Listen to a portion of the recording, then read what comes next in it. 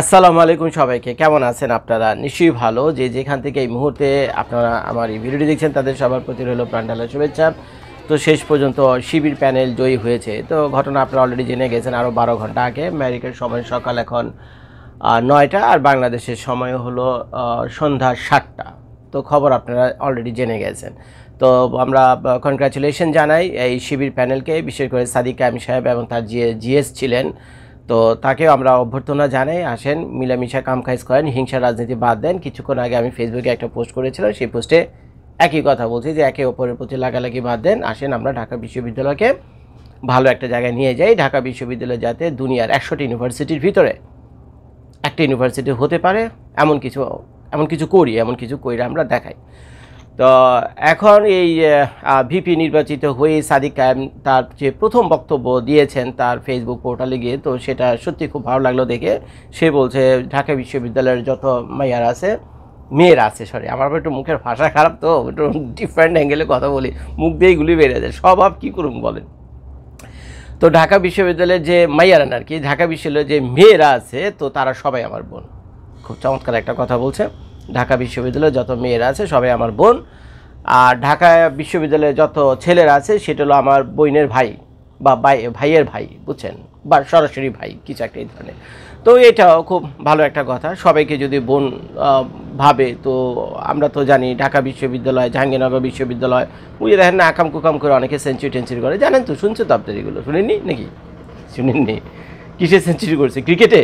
আরে না, ওই কাম কইরা সেঞ্চুরি করছে জাহাঙ্গীরনগর বিশ্ববিদ্যালয়ে, ওই কাম কইরা সেঞ্চুরি করছে। তো শুনছি এই ইসেও ঢাকা বিশ্ববিদ্যালয় মনে হয় সেঞ্চুরি করছে, খবর নিলে আপনারা জানতে পারবেন। তো এগুলি হয়। তো পড়াশোনার মান তো অনেক খারাপ, প্লাবান কী পড়ে, কী শিখে, কী করে না করে তা তো আমরা জানি না। আর ঢাকা বিশ্ববিদ্যালয়ের নামগন্ধ, জাস্ট গিভ মি 2 minutes, ওকে। ঢাকা বিশ্ববিদ্যালয়ের নামগন্ধ তো মনে হয় না সারা ওয়ার্ল্ডের 500 ইউনিভার্সিটির ভিতরে একটা আছে, সারা ওয়ার্ল্ডের 500 ইউনিভার্সিটির ভিতরে একটা আছে। তো এইসব নানা নাকাম কুকামের সাথে এখানে তো পড়াশোনার কী হয়, হইগুলি এগুলি, বুঝছেন, হইগুলি এগুলি। মেয়েরা বাড়ি থেকে বের হয় পড়াশোনা, মানে ব্যাগ কান্দে নিয়ে পড়াশোনা করার জন্য, গিয়ে ওখানে পলিটিক্স করে, আর নাহলে ছেলেদের সাথে ঢলাঢলি করে। ওপেন সিক্রেট গাইলেন না, ওপেন সিক্রেট এটাই হয়। কোথায় পড়াশোনা, কোথায় কি?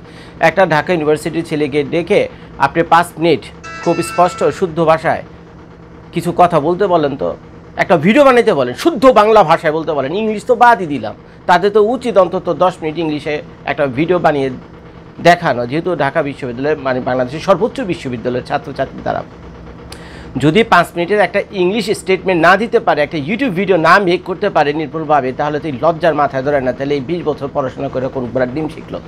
তো আমি ঢাকা বিশ্ববিদ্যালয় বদনাম করতেছি না, কথাগুলো বলার কারণ হলো যে সাদিক কায়েম সাহেব এখন যেহেতু কান্ডারি, তারা এখন পাইলট, ঢাকা বিশ্ববিদ্যালয় পাইলট। তো ঢাকা বিশ্ববিদ্যালয়ের যে ভিসি রয়েছেন, তো তার পাশাপাশি এই যে জিএস রয়েছেন, ভিপি রয়েছেন, ছাত্রদের প্রতিনিধি, তো তারা সবাই মিলে ঢাকা বিশ্ববিদ্যালয়কে টাইনা টুইনা, যে বদনামগুলো কিছুক্ষণ আগে আমি করলাম, বুঝছেন, তো এইগুলো থেকে টাইনা টুইনা বাইর করে ওদিকে নিয়ে যাবে। তো আরেকটা ভিডিও আমার কিছুক্ষণ আগে চোখে পড়লো, সেটা হলো সাদিক ভাইয়ের নিয়ে মেয়েদের টানাটানি।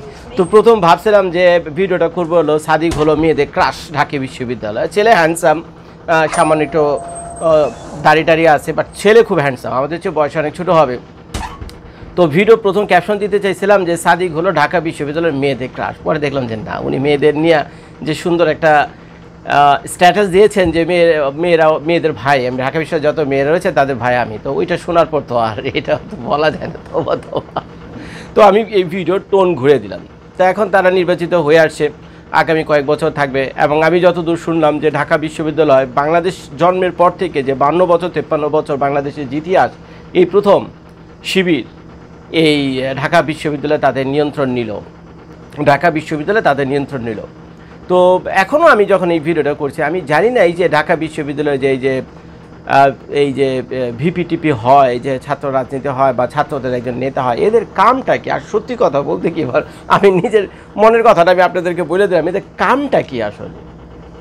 এদের কামটা কি আসলে? কী করে ভিপি হয়ে তারপর করবে কি? এদের তো ভাই পড়াশোনার চাপে লৌড়ের উপরে থাকার কথা, দৌড়। এদের তো পড়াশোনার চাপে দৌড়ের উপরে থাকার কথা, বাংলাদেশের শ্রেষ্ঠ বিদ্যাপীঠ, এদের সময় কই? তো মাথায় ঢুকে না। ইউরোপ আমেরিকাতে আমি বহু বছর থাকি, প্রায় 20টা বছর আমি কাটাই দিলাম শুনিনি আমি কোনো কলেজ ইউনিভার্সিটিতে, বুঝছেন, এই ধরনের পলিটিক্স, এই ধরনের ইলেকশন টেলেকশন ইউরোপে তো নাই, আর আমেরিকার তো ধারে কাছে নাই। আমেরিকাতে ধারে কাছে নাই, আরে পাশের দেশ ইন্ডিয়া, ইন্ডিয়াতে তো স্টুডেন্ট পলিটিক্স নাই। তো এরা যে ভিপি টিপি হয়েছে, হয়ে করবেটা কি ভাই? সাদিক ভাই মাইন্ড করেন না ভাই, আপনিও হয়েছেন, হন ভালো কথা, বিপুল ভোটে জয়লাভ করছেন, সবই ঠিকঠাক আছে, কিন্তু ভাই এই ভিডিওটা যারা আপনারা দেখতেছেন একটু করেন তো, একটু কমেন্ট টমেন্ট করে তো, এই যে এত পয়সা করি খরচ করা, এত ঢাক ঢোল পিঠে মহা আয়োজন করে একজন ভিপি বানাইলাম আমরা, তারপরে ভিপি বানানোর পর এরা আমাদের জাতির কী কাজে আসবে? এরা আপনার কি কাজে আসবে? আমি জর্জ, আমার কি কাজে আসবে? দেশের গরিব নিরীহ কাঙ্গাল মানুষদের কি কাজে আসবে? কার কি কাজে আসবে? প্লিজ আমাকে একটু কমেন্ট করে জানেন। I am confuse, totally I am confuse, মানে মাথা তার তো ছেড়ে গেছে, আমার মাথায় তো ঢুকতেছে না। তো এইগুলো পুরো কাহিনী তো এটা একটু জানেন। দ্বিতীয় আরেকটা কাহিনী হলো যে এই ইলেকশনটা কিন্তু আরেকটা ইলেকশনকে আপনার মানে টাচ করে গেছে, আরেকটা ইলেকশনকে টাচ করে গেছে, সামান্য একটা হালকা উপরে টাচ করে গেছে, সেটা হলো বাংলাদেশের জাতীয় নির্বাচন, যেটা কিনা আমাদের ইউনূস সাহেব বলেছেন ফেব্রুয়ারি মাসে হবে, যেটা হলো সংসদ নির্বাচন। তো এখন আমরা এই যে বাংলাদেশে বহু মানুষই কিন্তু বিশেষ করে এই ডাকসু নির্বাচনে তার কিন্তু চিন্তা করতে পারেনি এইভাবে জামায়াত ইসলামে জিতে আসবে। দুদু জামায়াত ইসলামের পক্ষে সরাসরি আমাদের ইলিয়াস ভাইয়া ছিল, তারপরে কনক সারার ভাইয়া ছিল, তারপরে আমাদের পিনাকি ভাইয়া ছিল। তো সবাই মিলে দইরা ধাক্কা গুতায় ঠিক আছে, পিছন থেকে ধাক্কা টাক্কা পাস টাস করে দিছে। কিন্তু তারপর আমি রেজাল্টে যেটা দেখলাম যে বিপুল ভোটে জয়লাভ, তো এগুলো শুধুমাত্র তো ইলিয়াসের কথায় আর পিনাকির কথায় হয়নি, সাধারণ পোলাপানও ভোট দিছে। এই যে 30,000 40,000 স্টুডেন্টস রয়েছে, মানে টোটাল ভোটার্স রয়েছে এই ঢাকা ইউনিভার্সিটিতে, তো তারা যে ভোট দিয়েছে তা তো সবাই পিনাকির কথায় আর ইলিয়াসের কথায় ভোট দেয়নি, তারা নিজেদের মন থেকেই ভোটটা দিয়েছে। তো এই যদি ব্যাপার হয়ে থাকে তাহলে বাংলাদেশের যে এই যে 18 কোটি 20 কোটি মানুষ, তার ভিতরে প্রায় 8-10 কোটি ভোটার, তো এই যে ভোটারদের ভিতরে যদি এরকম কোনো কিচ্ছা কাহিনী থেকে থাকে যে তারা সত্যি সত্যি মন থেকে জামায়াত ইসলামীকে ভালোবাসে, ছাত্র শিবিরকে ভালোবাসে, জামায়াত ইসলামীকে ভালোবাসে, তাহলে তো এই যে ফেব্রুয়ারি মাসে ইলেকশন হতে যাচ্ছে, তো পুরা তো কাহিনী চেঞ্জ হয়ে যাবে, পুরাই কাহিনী চেঞ্জ হয়ে যাবে। এখন তো কোনো এই যে টিভি টকশো যা কিছু দেখেন, কোথাও কিন্তু অনেকে এই জামায়াতকে কিন্তু বাংলাদেশের তৃতীয় বৃহত্তম রাজনৈতিক দল বলতেও মানে কিছুটা হেজিটেট করে, যে এটা কিন্তু তৃতীয় বৃহত্তম রাজনৈতিক দল, মানে এও বলতে জানি কেমন একটা ভাব করে, মানে বেল দেয় না, কারণ যেহেতু জামায়াত ইসলামী গত 52-53 বছরে কমর সোজা করে খাড়াইতে পারেনি, তো তাদের ভিতরে ভাব এটা। এখন ঢাকা ইউনিভার্সিটিতে যেভাবে জামায়াত ইসলামী সমর্থিত এই ছাত্র শিবির পাশ করে আসলো, তো ফেব্রুয়ারি মাসে যদি কোনো কাহিনী ঘইটা যায়, জামায়াত ইসলামী যদি এই 300 আসনের ভিতরে 151টা আসন মানে সংখ্যাগরিষ্ঠতা পাইয়া যায়, খেল তো হো গিয়া। কার মনে কী কথা আছে বলা তো যায় না, কারণ ঢাকা বিশ্ববিদ্যালয়ে এত বিপুল ভোটে জয়লাভ কেমনে হইলো, তাই না?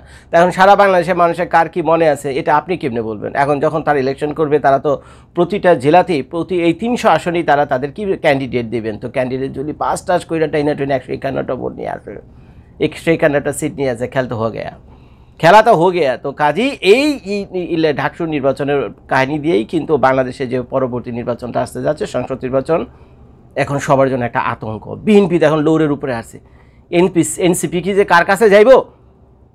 এনসিপি কনফিউজড, এনসিপি এখন নিজেই কনফিউজ, কারণ বিএনপি আছে লৌরের উপরে। এখন সে যে আমাদের আছে ডক্টর মোহাম্মদ ইউনূস সাহেব, উনি এখন কম্প্রোমাইজ করতেছে বিভিন্ন দলের সাথে, কারণ যে কোনো দল তো ক্ষমতা হইব, এখন তারও তো একটা সেফ এক্সিট দরকার, তারও তো পালাইতে হইব। সেও তো আকাম কুকাম কিছু না কিছু তো করছে 11-12 মাসে, তার যে দল বল আছে সবাইকে নিয়ে কিছু না কিছু করছে, সুবিধা তো হাসিল করছে, পয়সা করে ভালোই কামাইছে।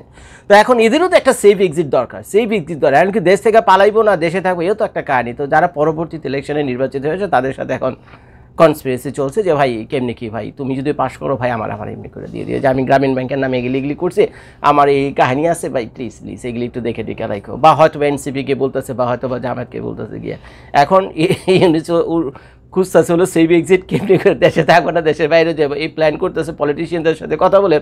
ওদিকে বিএনপি এখন লোরের উপরে আছে, কারণ জামায়াত যেভাবে এগিয়ে গেছে, তা আমি হারায় ছাত্র দলকে হারায়, তো মোটামুটি এটা একটা জন্য মানে ওয়ার্নিং সাইন, এটা বিএনপির জন্য একটা ওয়ার্নিং সাইন যে তারা জামায়াত ইসলামীকে আর হালকাভাবে দেখার কোনো সুযোগ নেয়।